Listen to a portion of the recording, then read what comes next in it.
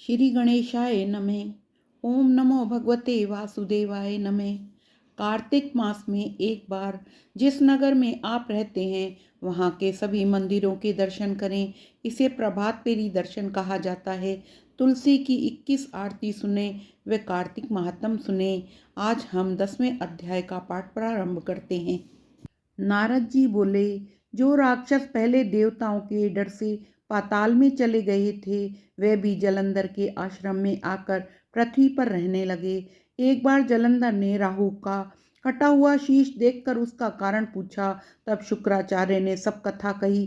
किस कारण समुद्र मंथन करके 14 रत्न देवताओं ने हर लिए और दैत्यों का हार का वर्णन किया। अपने पिता समुद्र का मंथन सुनकर वे क्रोधित हुआ और घमस्सर नाम का दूत स्वर्ग भेजा।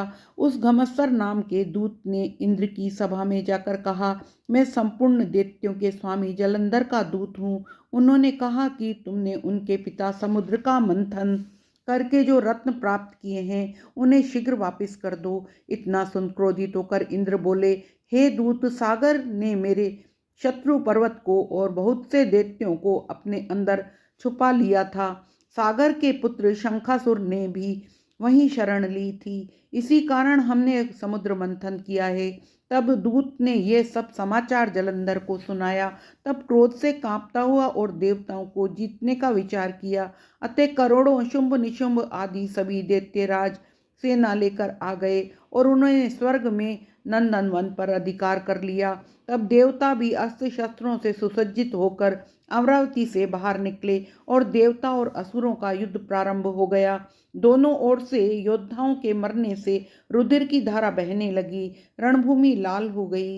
युद्ध में मरे हुए दानवों को मृत संजीवनी विद्या के प्रभाव से शुक्राचार्य ने जीवित कर लिया। तब द्रोणाचल पर्वत की दिव्य औषधियों द्वारा बृहस्पति ने देवताओं को पुनः जीवित कर देख जलंधर ने शुक्राचार्य से पूछा कि हमारे द्वारा मारे हुए देवता फिर जीवित किस प्रकार हो गए। आपकी ये मृत संजीवनी विद्या को तो अन्यत्र सुनी ही नहीं गई है।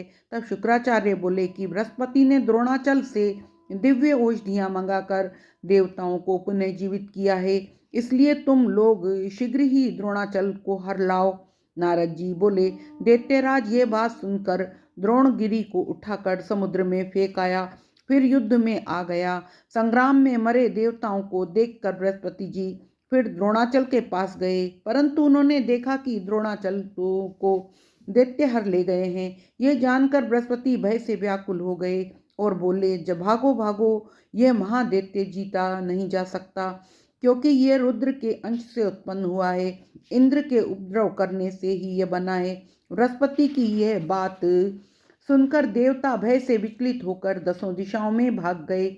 सागर पुत्र जलंधर ने देवताओं को भागता देख शंख ध्वनि के साथ अमरावती पुरी में प्रवेश किया। उसके वहां जाने से इंद्रादि देवता पीड़ित होकर सुमेरु पर्वत की गुफाओं में चले गए।